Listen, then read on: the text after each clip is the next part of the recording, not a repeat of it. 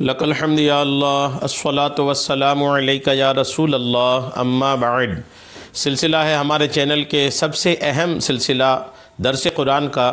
اللہ تبارک و تعالی ہم سب کو قرآن پاک سمجھنے اور اس کے مطابق جینے کی توفیق عطا فرمائے۔ الحمدللہ سلسلے وار درس قرآن کی سعادتیں ہم حاصل کر رہے ہیں، اس امید کے ساتھ کہ آپ پورا درس سنیں گے اور اس نیت سے سنیں گے کہ رب کا پیغام ہے آپ کے نام۔ آپ دوسروں کے پیغام تو خوب سنتے پڑھتے ہیں، شروع سے آخر تک توجہ کے ساتھ پڑھتے ہیں، آپ کے خدا کا پیغام قرآن پاک میں ہے، کیا کبھی آپ نے اس کو بھی سمجھنے کی کوشش کیا؟ اگر نہیں کیا تو آپ کے پاس بہت بڑا موقع ہے کہ آپ اس سلسلے کے تمام کڑیوں کو توجہ کے ساتھ سن لیں۔ انشاءاللہ قرآن پاک آپ سمجھنے والوں میں شمار ہوں گے اور قرآن پاک کی برکتیں آپ کو الحمدللہ حاصل ہونے لگیں گی۔ آج جو ہمارے درس میں پہلی آیت ہے وہ سورہ بقرہ کی آیت نمبر 186۔ اللہ تبارک و تعالیٰ کا فرمان، اعوذ باللہ من الشیطان الرجیم، بسم اللہ الرحمن الرحیم، وَإِذَا سَأَلَكَ عِبَادِي عَنِّي فَإِنِّي قَرِيبٌ أُجِيبُ دَعْوَةَ الدَّاعِ إِذَا دَعَانِ فَلْيَسْتَجِيبُوا لِي وَلْيُؤْمِنُوا بِي لَعَلَّهُمْ يَرْشُدُونَ۔ ترجمہ کنز الایمان۔ اور اے محبوب، جب تم سے میرے بندے مجھے پوچھیں تو میں نزدیک ہوں، دعا قبول کرتا ہوں پکارنے والے کی۔ جب مجھے پکارے تو انہیں چاہیے میرا حکم مانیں اور مجھ پر ایمان لائیں کہ کہیں راہ پائیں۔ اس آیت کی تفسیر میں مفسرین لکھتے ہیں کہ وَإِذَا سَأَلَكَ عِبَادِي عَنِّي، اللہ نے جو فرمایا کہ اور اے محبوب جب تم سے میرے بندے مجھے پوچھیں، میرے بارے میں پوچھیں تو میں نزدیک ہوں۔ اللہ فرماتا میں قریب ہوں اپنے بندوں کے۔ اور اے حبیب جب تم سے میرے بندے میرے بارے میں سوال کریں، اس آیت میں طالبان حق کی طلب مولا کا بیان ہے کہ جنہوں نے عشق الہی میں اپنی خواہشات کو قربان کر دیا وہ اسی کے طلبگار ہیں۔ ان حضرات کو قرب و وصال الہی کی خوشخبری دی جا رہی ہے۔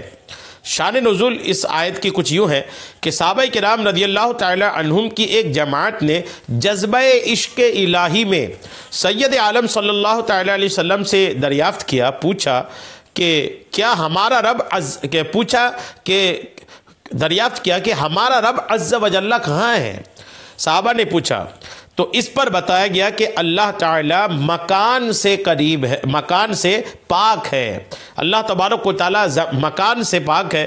رب تبارک و تعالیٰ کے بارے میں سوال پوچھنے پر صحابہ کرام کا جواب یہ آیا کہ اللہ تعالیٰ مکان سے پاک ہے، کیونکہ جو چیز کسی مکان کے اعتبار سے قرب رکھتی ہو وہ اس کے دور والے سے ضرور دوری پر ہوتی ہے، اور اللہ تعالیٰ سب بندوں سے قریب ہے۔ قرب الہی کی منازل تک رسائی بندے کو اپنی غفلت دور کرنے سے میسر آتی ہے۔ الحمدللہ ایک فارسی شعر ہے جس کا ترجمہ یہ ہے کہ میرا دوست مجھ سے بھی زیادہ میرے نزدیک ہے، لیکن تعجب کی بات ہے کہ میں اس سے دور ہوں۔ تو اللہ کی رحمت تو ہمارے قریب ہے، لیکن بندے جو ہے نا، ہم لوگ جو ہے نا، گناہوں کی وجہ سے اللہ کی رحمت سے دور ہوتے چلے جا رہے ہیں۔ اور اللہ فرما رہا ہے کہ میں دعا کرنے والے کی دعا قبول کرتا ہوں جب وہ مجھ سے دعا کرے۔ اس آیت کا ایک حصہ یہ بھی ہے، دعا کا معنی ہے اپنی حاجت پیش کرنا۔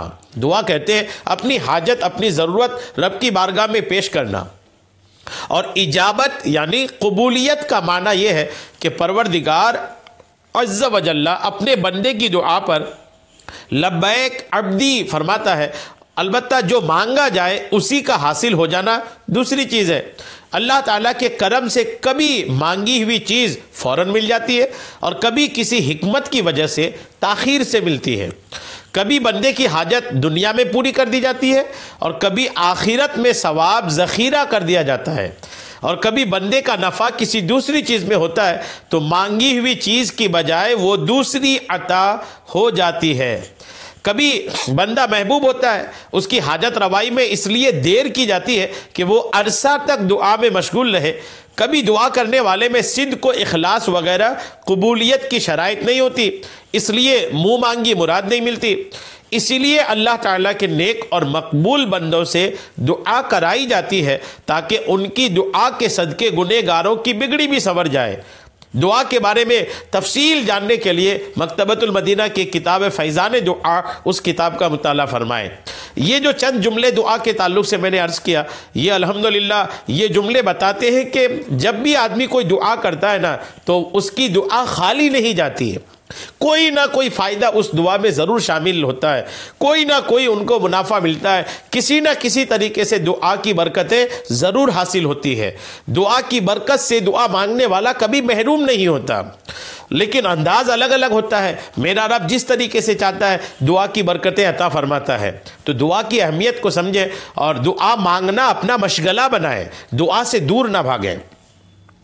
اس کے بعد آج کے درس کی جو دوسری آیت ہے وہ آیت نمبر 187، 187 اللہ کا فرمان، اُحِلَّ لَكُمْ لَيْلَةَ الصِّيَامِ الرَّفَثُ إِلَىٰ نِسَائِكُمْ هُنَّ لِبَاسٌ لَكُمْ وَأَنْتُمْ لِبَاسٌ لَهُنَّ علم اللہ انکم کنتم تختانون انفسکم فتاب علیکم وعفا عنکم فالآن باشروہن وابتغوا ما کتب اللہ لکم وکلوا واشربوا حتی یتبین لکم الخیط الابیض من الخیط الاسود من الفجر ثم اتموا الصیام الى اللیل ولا تباشروہن وانتم عاکفون فی المساجد تلک حدود اللہ فلا تقربوها كذلك يبين اللہ آیاتہ للناس لعلہم یتقون۔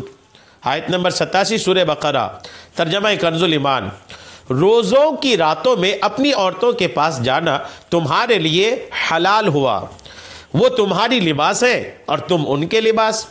اللہ نے جانا کہ تم اپنی جانوں کو خیانت میں ڈالتے تھے تو اس نے تمہاری توبہ قبول کی اور تمہیں معاف فرمایا، تو اب ان سے صحبت کرو اور طلب کرو جو اللہ نے تمہارے نصیب میں لکھا ہو، اور کھاؤ اور پیو یہاں تک کہ تمہارے لیے ظاہر ہو جائے سفیدی کا ڈورا سیاہی کے ڈورے سے، پھوپٹ کر پھر رات آنے تک روزے پورے کرو، اور عورتوں کو ہاتھ نہ لگاؤ جب تم مسجدوں میں اعتکاف سے ہو، یہ اللہ کی حدیں ہیں، ان کے پاس نہ جاؤ۔ اللہ یوں ہی بیان کرتا ہے لوگوں سے اپنی آیتیں کہ کہیں انہیں پرہیزگاری ملے۔ یہ پوری آیت کا ترجمہ تھا جو امام اہل سنت نے کنز الایمان میں فرمایا ہے۔ اب اس آیت کی تفصیلات اور اس کی تفاسیر سننے کی سعادت حاصل کرتے ہیں۔ آیت کا جو پہلا حصہ ہے کہ اُحِلَّ لَكُمْ، کہ تمہارے لیے حلال کر دیا گیا، اس کا شان نزول دیکھیے۔ شروع اسلام میں افطار کے بعد کھانا پینا، جماع کرنا نماز عشاء تک ہی حلال تھا۔ اسلام کے شروعات میں رمضان کے دنوں میں افطار کے بعد کھانا پینا تبھی تک جائز تھا جب تک نماز عشاء نہ ہو جائے۔ نماز عشاء کے بعد پھر سب کچھ بند ہو جاتا تھا۔ نماز عشاء کا وقت شروع ہونے کے بعد یہ سب چیزیں بھی حرام ہو جاتی تھی، یوں ہی سونے کے بعد بھی یہ چیزیں حرام ہو جاتی تھی اگرچہ ابھی عشاء کا وقت شروع نہ ہوا ہو۔ بعض صحابہ کرام رضی اللہ تعالی عنہم سے رمضان کی راتوں میں ہم بستری کا فعل سرزد ہوا، اس پر وہ حضرات شرمندہ ہوئے اور بارگاہ رسالت صلی اللہ تعالی علیہ وسلم میں صورتحال عرض کی تو یہ آیت اتری۔ یہ جلالین و ساوی سورہ بقرہ آیت نمبر 187 کے تفسیر میں لکھی ہے، اور فرما دیا گیا کہ آئندہ تمہارے لیے رمضان کی راتوں میں اپنی عورتوں کے پاس جانا حلال کر دیا گیا۔ نیز اللہ تعالیٰ کو معلوم ہے کہ تم اپنی جانوں کو خیانت میں ڈالتے رہے ہو، لیکن اللہ تعالیٰ نے تمہیں معاف فرما دیا اور آئندہ کے لیے اجازت بھی عطا فرما دی۔ آیت میں خیانت سے وہ ہم بستری مراد ہے جو اجازت سے پہلے رمضان کی راتوں میں مسلمانوں سے سرزد ہوئی تھی، اور اللہ نے اس میں فرمایا وابتغوا، اور تلاش کرو۔ اللہ تعالیٰ کے لکھے ہوئے کو طلب کرنے سے مراد یا تو یہ ہے کہ عورتوں سے ہم بستری اولاد حاصل کرنے کی نیت سے ہونی چاہیے جس سے مسلمانوں کی افرادی قوت میں اضافہ ہو اور دین قوی ہو۔ یہ ایک قول یہ ہے کہ اس سے مراد شرعی طریقے کے مطابق یہ فعل کرنا ہے۔ تفسیرات احمدیہ سورہ بقرہ آیت نمبر 187 کے تحت یہ باتیں لکھی ہیں۔ اور ایک قول یہ بھی ہے کہ جو اللہ تعالیٰ نے لکھا اس کو طلب کرنے کے معنی ہے رمضان کی راتوں میں کثرت سے عبادت کرنا اور بیدار رہ کر شب قدر کی جستجو کرنا۔ تفسیر کبیر سورہ بقرہ آیت نمبر 187 کے تحت۔ اور اللہ نے فرمایا کلو واشربو، اور کھاؤ اور پیو۔ یہ آیت حضرت سلامہ بن قیس رضی اللہ تعالیٰ عنہ کے حق میں نازل ہوئی کہ آپ رضی اللہ تعالیٰ عنہ محنتی آدمی تھے. ایک دن روزے کی حالت میں دن بھر اپنی زمین میں کام کر کے شام کو گھر آئے. بیوی سے کھانا مانگا. وہ پکانے میں مصروف ہو گئی اور یہ تھکے ہوئے تھے اس لیے ان کی آنکھ لگ گئی. جب بیوی نے کھانا تیار کر کے انہیں بیدار کیا تو انہوں نے کھانے سے انکار کر دیا، کیونکہ اس زمانے میں سو جانے کے بعد روزہ دار پر کھانا پینا منع ہو جاتا تھا. شروع میں یہی حکم تھا. چنانچہ اسی حالت میں آپ رضی اللہ تعالیٰ عنہ نے دوسرا روزہ رکھ لیا، جس سے کمزوری انتہا کو پہنچ گئی اور دوپہر کے وقت بے ہوش ہو گئے. تاجدار رسالہ صلی اللہ تعالیٰ علیہ وسلم کی بارگاہ میں ان کا حال بیان کیا گیا تو ان کے بارے میں یہ آیت نازل ہوئی، جس میں رمضان میں افطار کے بعد سو جانے کے بعد بھی الحمدللہ کھانے کی اجازت مرحمت فرمائی گئی. تفسیر خازن سورہ بقرہ آیت نمبر 187 کے تحت صحابہ کو دیکھیے آپ کہ صحابہ کرام روزے کے لیے کتنے جذبہ رکھتے تھے، کتنا جذبہ تھا ان کے سینوں میں کہ اس وقت چونکہ حکم یہ تھا کہ افطار کے بعد سو جانے سے پہلے ہی جو کھانا ہے کھانا ہے، سو جانے کے بعد کچھ کھانے کی اجازت نہیں ہے. تو وہ صحابی کمزور تھے اور دن بھر کام کیے تھے اور جب سو گئے تو سو کے اٹھ کے اب چونکہ کھانا بنا تھا اب دوسرا روزہ بھی رکھنا ہے تو یہ نہیں دیکھا کہ اب دوسرا روزہ رکھوں گا کیسے، چونکہ شریعت نے منع کیا سو کے اٹھ کے کھانے کا تو نہیں کھانا ہے اور نہیں کھائے دوسرا روزہ رکھ لیا. الحمدللہ پھر اس صحابی کے اس عمل کی وجہ سے اور اس صحابی کے اندر جو رمضان کے روزے کی عقیدت و محبت تھی نا، اس عقیدت و محبت کی وجہ سے رب تبارک و تعالیٰ نے ایک حکم نازل فرمایا اور قیامت تک کے مسلمانوں کے لیے آسانی یہ عطا فرمائی کہ رمضان کے روزوں کے دنوں میں جب افطار کرنے کے بعد آدمی رات کو سو جاتا ہے تو سو کے اٹھ کے بھی ختم سحری کے وقت سے پہلے بھی الحمدللہ کھا سکتا ہے. الحمدللہ. اور رمضان کی راتوں میں کھانا پینا مباح فرما دیا گیا. آیت میں سفید اور سیاہ ڈورے کا تذکرہ ہے، اس سے رات کو سیاہ ڈورے سے اور صبح صادق کو سفید ڈورے سے تشبیہ دی گئی ہے، اور معنی یہ ہے کہ تمہارے لیے کھانا پینا رمضان کی راتوں میں مغرب سے صبح صادق تک جائز کر دیا گیا ہے. الحمدللہ. یاد رہے کہ بغیر افطار کیے اگلا روزہ رکھ لینا اور یوں مسلسل روزے رکھنا صوم وصال کہلاتا ہے. روزوں میں ایک روزہ ہے جس کو صوم وصال کہا جاتا ہے. یہ وہ روزہ ہے کہ یہ بغیر افطار کیے اگلا روزہ رکھ لیا. آج روزہ تھے، افطار کیے بغیر اگلا روزہ بھی رکھ لیے، یہ ایک صوم وصال ہے اور یہ منع ہے. افطار بھی ہونی چاہیے، سحری بھی ہونی چاہیے. اس کی اجازت صرف حضور صلی اللہ تعالیٰ علیہ وسلم کو تھی اور یہ آپ علیہ السلام کی خصوصیات میں سے ہے. آقا صوم وصال رکھتے تھے، افطار بھی نہیں ہوتی تھی، سحری بھی نہیں، اور اگلا روزہ رکھتے تھے. یہ آقا کی خصوصیات میں سے تھی.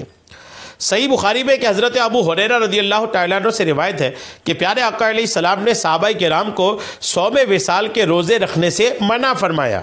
تو انہوں نے عرض کی آپ تو وصال کے روزے رکھتے ہیں؟ تو آقا نے ارشاد فرمایا تم میں میرے جیسا کون ہے؟ مجھے تو میرا رب عز و جل کھلاتا اور پلاتا ہے. رسول اللہ نے یہاں صاف طور پر فرمایا. یہ حدیث پاک بخاری شریف کتاب المحاربین من اہل الکفر والرد باب کم التعزیر والادب جلد نمبر 4 صفحہ 352 حدیث نمبر 6851 ہے. اس حدیث پاک میں رسول اللہ نے صاف ارشاد فرمایا صحابیو تم میں میرے جیسا کون ہے؟ کوئی تم میں میرے جیسا نہیں ہے. رسول اللہ نے ارشاد فرمایا تم لوگ میرے جیسے نہیں ہو کہ تم لوگ بھی میرے جیسے صوم وصال رکھ لو، اس لیے کہ صوم وصال جب میں رکھتا ہوں نا تو میرا رب عز و جل مجھے کھلاتا اور پلاتا ہے. رسول اللہ نے صاف فرمایا. جب صحابیوں کو فرمایا کہ صحابیوں تم میں سے کوئی میری طرح نہیں ہے، تو جو صحابی نہیں ہے وہ یہ دعویٰ کرتا پھرے کہ رسول اللہ ہمارے جیسے ہیں، تو وہ کتنی بکواس والی بات ہوگی اور کتنی ان کے ایمان کے لیے خطرے والی بات ہوگی. اور اس آیت کا ایک حصہ جس میں اللہ نے فرمایا وَأَنْتُمْ عَاكِفُونَ فِي الْمَسَاجِدِ، یعنی جبکہ تم مسجدوں میں اعتکاف سے ہو. اس میں بیان ہے کہ رمضان کی راتوں میں روزہ دار کے لیے بیوی سے ہم بستری حلال ہے جبکہ وہ معتکف نہ ہوں، لیکن اعتکاف میں عورتوں سے میاں بیوی والے تعلقات حرام ہیں. اعتکاف میں اگر بیٹھ گئے تو پھر یہ اعتکاف والے دنوں میں راتوں میں یہ ہم بستری حرام ہے. اس آیت میں اعتکاف کرنے والے کے بارے میں ایک شرعی مسئلے کا بیان ہوا۔ اسی مناسبت سے ہم یہاں اعتکاف کے بارے میں نبی اکرم صلی اللہ تعالیٰ علیہ وسلم کا عمل مبارک، اعتکاف کے فضائل اور اعتکاف سے متعلق مزید مسائل بیان کرتے ہیں۔ چنانچہ ام المومنین حضرت عائشہ صدیقہ رضی اللہ تعالیٰ عنہا سے مروی ہے کہ حضور پرنور صلی اللہ تعالیٰ علیہ وسلم رمضان کے آخری عشرہ کا اعتکاف فرمایا کرتے تھے، یہاں تک کہ اللہ تعالیٰ نے آپ صلی اللہ تعالیٰ علیہ وسلم کو وفات دی اور آپ کے بعد آپ کی ازواج مطہرات رضی اللہ تعالیٰ عنہن اعتکاف کیا کرتی۔ بخاری شریف کتاب الاعتکاف جلد 1 صفحہ 644، حدیث نمبر 2026۔ حضرت ابو سعید خدری رضی اللہ تعالیٰ عنہ بیان فرماتے ہیں کہ حضور اقدس صلی اللہ تعالیٰ علیہ وسلم نے رمضان المبارک کے پہلے عشرے میں اعتکاف کیا، پھر ایک ترکی خیمہ میں رمضان کے درمیانی عشرے میں اعتکاف کیا، جس کے دروازے پر چٹائی لگی ہوئی تھی۔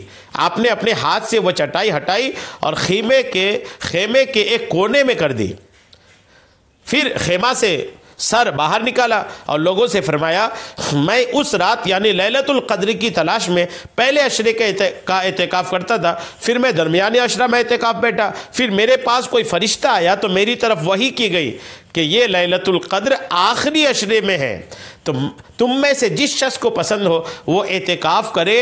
چنانچہ لوگوں نے آپ علیہ السلام کے ساتھ اعتکاف کیا۔ مسلم شریف کتاب الصیام میں یہ حدیث پاک ہے۔ حضرت انس رضی اللہ تعالیٰ عنہ بیان کرتے کہ نبی کریم علیہ السلام رمضان کے آخری عشرے میں اعتکاف کرتے تھے، 1 سال اعتکاف نہ کر سکے، جب اگلا سال آیا تو حضور نے 20 دن کا اعتکاف کیا، یعنی پچھلے مہینے کا 10 دن بھی اس میں جوڑ لیا۔ ترمذی شریف کتاب الصوم۔ حضرت عبداللہ ابن عباس رضی اللہ تعالیٰ عنہما فرماتے ہیں کہ نبی کریم علیہ السلام نے اعتکاف کرنے والے کے بارے میں ارشاد فرمایا کہ وہ گناہوں سے باز رہتا ہے اور نیکیوں سے اسے اس قدر ثواب ملتا ہے جیسے اس نے تمام نیکیاں کیں۔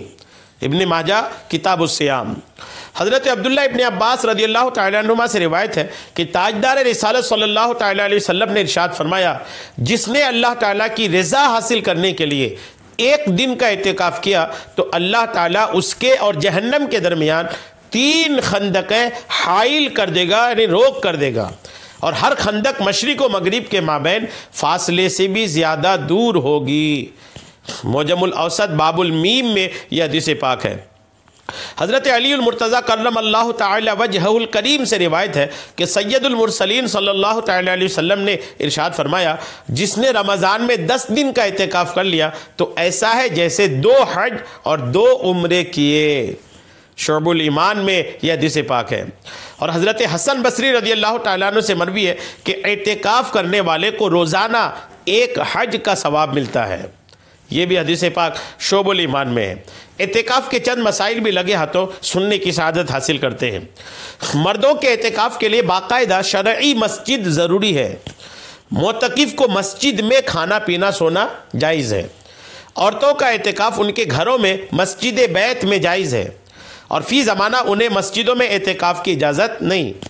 واجب اور سنت اعتکاف میں روزہ شرط ہے، نفلی اعتکاف میں روزہ ضروری نہیں، اور نفلی اعتکاف چند منٹ کا بھی ہو سکتا ہے۔ جب مسجد میں جائیں نفلی اعتکاف کی نیت کر لیں۔ واجب و سنت اعتکاف میں 1 لمحہ کے لیے بلا اجازت شرعی مسجد سے نکلے تو اعتکاف ٹوٹ جائے گا۔ یاد رکھیے گا، بلا اجازت شرعی اگر مسجد سے 1 لمحہ کے لیے بھی نکلے نا تو اعتکاف ٹوٹ جائے گا۔ بلا اجازت شرعی کا مطلب کیا شرعی اجازت بھی ہے کہ باہر نکلے؟ جی ہاں، جیسے بیت الخلاء اگر مسجد کے باہر ہی رہتا ہے تو اگر بیت الخلاء کو جانا ہے آدمی کو تو مسجد سے تو باہر ہی جائے گا نا، تو یہ شرعی ضرورت ہو گئی۔ تو شرعی حاجت کے بنا، شرعی ضرورت کے بنا کوئی مسجد سے باہر نکلے گا، 1 لمحہ کے لیے بھی نکلے تو ان کا اعتکاف ٹوٹ جائے گا۔ بار شریعت حصہ پنجم اعتکاف کا بیان میں یہ ساری باتیں الحمدللہ لکھی ہیں۔ اس کے بعد آج کے درس کی ہماری جو آیت ہے وہ آیت نمبر 188، اللہ کا فرمان، وَلَا تَأْكُلُوا أَمْوَالَكُمْ بَيْنَكُمْ بِالْبَاطِلِ وَتُدْلُوا بِهَا إِلَى الْحُكَّامِ لِتَأْكُلُوا فَرِيقًا مِّنْ أَمْوَالِ النَّاسِ بِالْإِثْمِ وَأَنْتُمْ تَعْلَمُونَ۔ ترجمہ کنز الایمان۔ اللہ فرماتا ہے اور آپس میں ایک دوسرے کا مال ناحق نہ کھاؤ اور نہ حاکموں کے پاس ان کا مقدمہ اس لیے پہنچاؤ کہ لوگوں کا کچھ مال ناجائز طور پر کھا لو جان بوجھ کر۔ یہ آیت آج کے دور کے لیے، یہ تو قرآن کی آیت ہے، ہر دور کے لیے الحمدللہ ہے، لیکن آج کے حالات کے لیے یہ آیت ہمارے کان کھڑے کرنے والی ہے۔ سنیں اس آیت کی تفسیر کو۔ مفسرین لکھتے ہیں کہ اللہ نے فرمایا آپس میں ایک دوسرے کا مال ناحق نہ کھاؤ۔ اس آیت میں باطل طور پر کسی کا مال کھانا حرام فرمایا گیا، خواہ لوٹ کر ہو یا چھین کر، چوری سے یا جوے سے یا حرام تماشوں یا حرام کاموں یا حرام چیزوں کے بدلے یا رشوت یا جھوٹی گواہی سے، یہ سب ممنوع و حرام ہیں۔ احکام القرآن کے جلد 1 کے صفحہ 304 میں یہ مسئلہ موجود ہے۔ اس سے معلوم ہوا کہ ناجائز فائدہ کے لیے کسی پر مقدمہ بنانا اور اس کو حکام تک لے جانا ناجائز و حرام ہے۔ اسی طرح اپنے فائدے کی غرض سے دوسرے کو ضرر پہنچانے کے لیے حکام پر اثر ڈالنا، رشوتیں دینا، یہ بھی حرام ہے۔ حکام تک رسائی رکھنے والے لوگ اس آیت کے حکم کو پیش نظر رکھیں۔ حضرت ابوبکر صدیق رضی اللہ تعالیٰ عنہ سے روایت ہے کہ نبی کریم علیہ السلام نے ارشاد فرمایا، وہ شخص ملعون ہے جو اپنے مسلمان بھائی کو نقصان پہنچائے یا اس کے ساتھ دھوکہ کرے۔ مقدمہ والے معاملات میں اکثر لوگ اس میں غلطی کا شکار ہو جاتے ہیں۔ ناحق کو حق ثابت کرنے کے لیے وکلا بھرے رہتے ہیں اور پھر اس کے لیے رشوتوں کا بازار بھی گرم ہوتا ہے۔ اور پھر یہ کہ آج کل تو یہ کہ بڑا سے بڑا وکیل، بڑے سے خود کو تب بڑا وکیل کہلاتا ہے، یا بڑا وکیل تب کہلاتا ہے جبکہ وہ مجرم کو بھی چھڑا کر کے نکلا لے، اور کوئی اگر مجرم بھی ہے تو اس کو بھی بچانے کے لیے وکلا لگے رہتے ہیں۔ یہ جب کوئی مجرم کہیں پر کسی مقدمہ میں شامل ہوتا ہے تو جج کو بھی پتہ ہوتا ہے کہ کون مجرم ہے، وکیل کو بھی پتہ ہوتا ہے، اور مجمع کو بھی پتہ، دنیا کو پتہ ہوتی ہے کہ کون مجرم ہے۔ لیکن یہ کہ گواہوں کے معاملات ہوتے ہیں اور پھر دیگر پروسیس ہوتے ہیں کہ جس میں ہوتا یہ کہ کئی بار ایک بڑی طاقتیں ہوتی ہیں جو مجرم کو بچانے کی کوشش میں لگی ہو جاتی ہیں، اور جو گنہگار نہیں ہے، جن پر ظلم ہوا ہے، اگر وہ کمزور ہیں، ان کے پاس رشوت دینے کے پیسے نہیں ہیں، تو بیچارہ گنہگار نہیں ہونے کے بعد بھی وہ پھنستا چلا جاتا ہے، اور پھر پیسے کی وجہ سے جو گنہگار ہے وہ بچتا چلا جاتا ہے۔ یہ جو معاملات ہے نا، یہ اسلام نے اس کو سختی سے منع فرمایا۔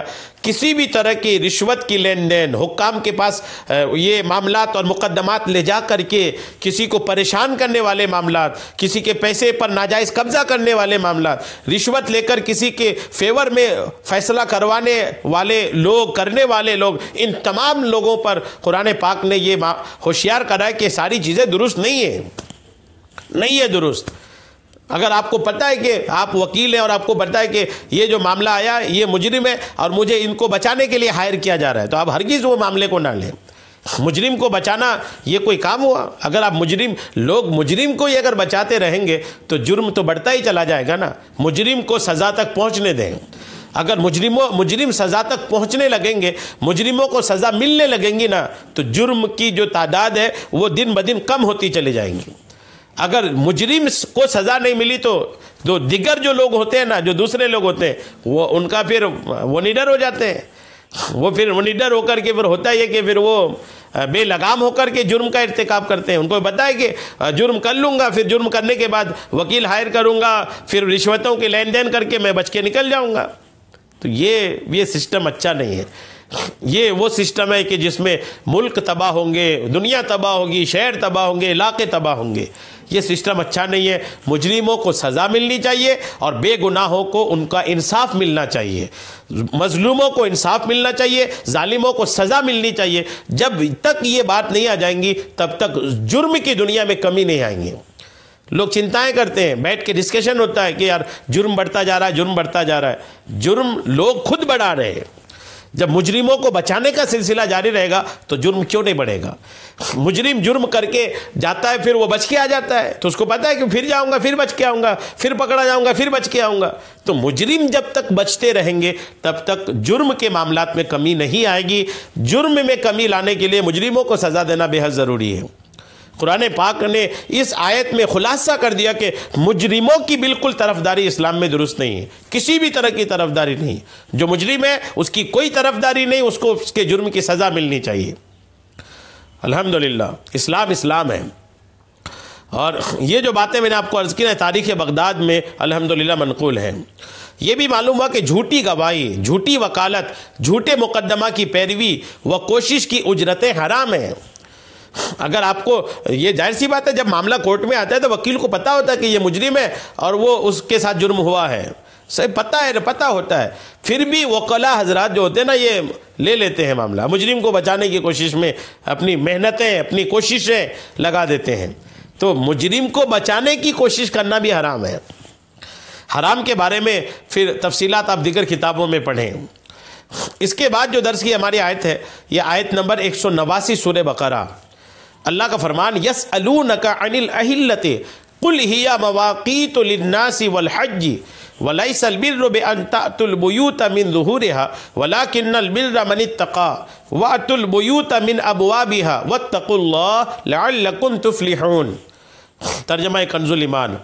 تم سے نئے چاند کو پوچھتے ہیں، تم فرما دو وہ وقت کی علامتیں ہیں لوگوں اور حج کے لیے، اور یہ کچھ بھلائی نہیں کہ گھروں میں پیچھے دوڑ کر آؤ.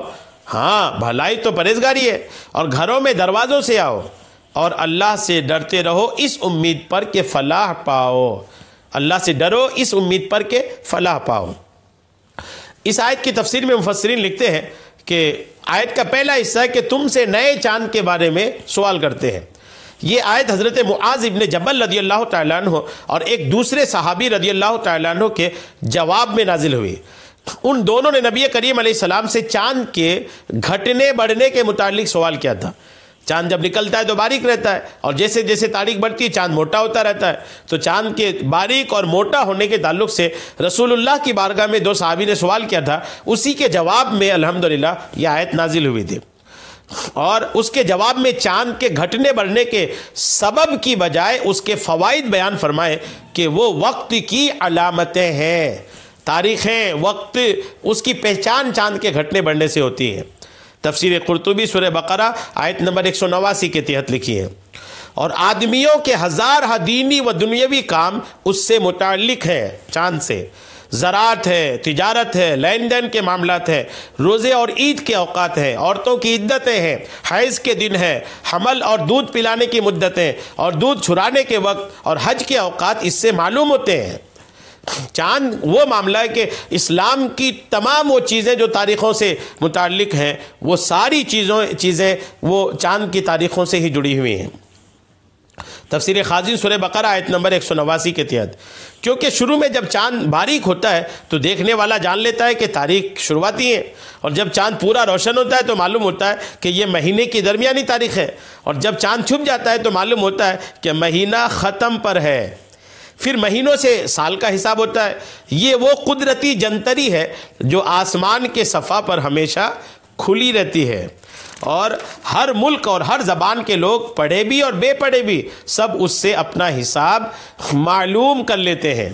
یاد رہے کہ بہت سے احکام میں چاند کا حساب رکھنا ضروری ہے، جیسے بالغ ہونے کی عمر کے اعتبار سے، یوں ہی روزہ، عیدین، حج کے مہینوں اور دنوں کے بارے میں، یوں ہی زکوٰۃ میں جو سال گزرنے کا اعتبار ہے وہ بھی چاند کے اعتبار سے ہے. تو چاند کی تاریخوں کی بڑی اہمیت ہے، اور یہ ایک بڑے افسوس کی بات ہے کہ ہمارا معاشرہ چاند کی تاریخوں سے دور ہوتی جا رہی ہے. انگریزی اور عیسوی تاریخ تو زبان پہ ازبر رہتی ہے، سب کو یاد رہتی ہے، لیکن چاند کی تاریخیں اس تعلق سے بہت زیادہ لاپرواہی ہے، اور ٹھیک ٹھاک لوگ بھی چاند کی تاریخیں نہیں لکھتے ہیں. اپنے معاملات میں، کاپیوں میں، ڈائریوں میں، رجسٹروں میں اسلامی تاریخیں بہت کم لوگ ہیں جو لکھتے ہیں. وہ عیسوی تاریخ ہی لکھتے ہیں، انگریزی تاریخ ہی لکھتے ہیں. تو اس پر بھی توجہ دیجئے. جب آپ کے سارے معاملات چاند کی تاریخ سے جڑی ہے، چاہے نماز عید ہو، چاہے رمضان ہو، چاہے عید الاضحیٰ ہو، چاہے طلاق کی عدت ہو، موت کی عدت ہو، چاہے زکوٰۃ کے مسائل ہوں، چاہے دیگر ایام رضاعت کے مسائل ہوں، جو بھی تاریخ اور دن کے معاملات اسلام سے، دین سے جڑی ہیں، وہ سارا کے سارا وہ ڈیپینڈ ہے چاند کی تاریخوں پر. بالغ ہونے کا معاملہ دیکھیے، بالغ ہونے کی تاریخ بھی کوئی عیسوی تاریخ سے تھوڑی ہوگی، وہ چاند کی تاریخ سے ہوگی. تو چاند کی تاریخ کا جب دین میں، اسلام میں اتنی دخل ہے اور اتنی اہمیت ہے ان تاریخوں کی، تو ہمیں چاہیے کہ ان تاریخوں کو لکھا کریں. یاد رہے ہمیں کہ آج چاند کی کتنی تاریخ ہے.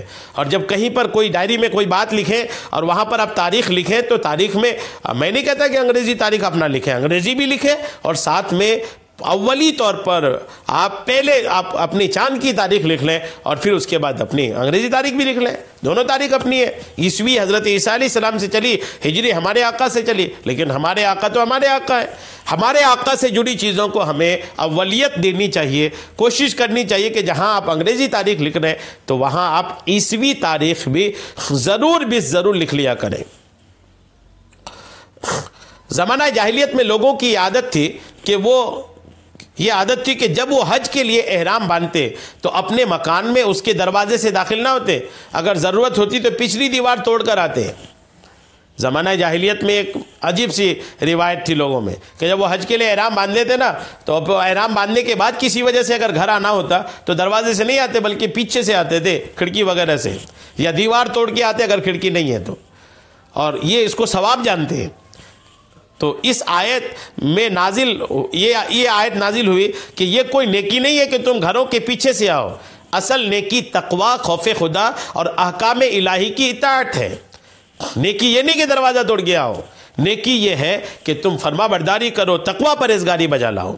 اس سے معلوم ہوا کہ کسی چیز کو بغیر ممانعت کے ناجائز سمجھنا جوہلا کا کام ہے. اپنی طرف سے غلط قسم کی رسمیں اور پابندیاں لگا لینا جائز نہیں ہے. بہت سے کام ویسے جائز ہوتے ہیں لیکن اپنی طرف سے شرعاً ضروری سمجھنے سے ناجائز ہوتے ہیں. جیسے مسلمان فوت شدگان کے ایصال ثواب کے لیے سوئم، 40واں وغیرہ کرتے ہیں کہ ویسے کرے تو جائز ہے، لیکن اگر یہ سمجھ کر کریں کہ یہ کرنا ضروری ہے یا دوسرے اور 40ویں دن ہی کرنا ضروری ہے تو پھر ناجائز ہو جائے گا. یوں ہی سوئم اور 40واں وغیرہ جائز ہے تو انہیں اپنی طرف سے ناجائز کہنا بھی حرام ہے. کفار کے طرز عمل کی نقالی ہے. بہرحال افراط و تفریط سے بچنا ضروری ہے اور اس طرح کی چیزوں کی طرف غور کرنا چاہیے. شادی ہے، مرگ اور زندگی کے دیگر معاملات میں نہ جانے کیسی رسمیں کہاں سے گھس آئی ہیں. خصوصاً شادی کے دنوں میں تو شادی میں ایسی رسمیں اور خصوصاً عورتیں ایسی رسمیں کرتی ہیں کہ اللہ کی پناہ کی یاری کیا کرتی رہتی ہیں. تو اسلام جس چیز کی اجازت دیتا ہے اس کو کریں اور جس سے منع کرتا ہے اس سے رک جائیں. اس پر ہماری آج کے جو تفسیری درس کا بیان ہے یہ اختتام کو پہنچتا ہے. اللہ تبارک و تعالی ہم سب کو سننے سے کہیں زیادہ عمل کی توفیق عطا فرمائے. آمین بجاہ النبی الامین صلی اللہ تعالی علیہ وسلم.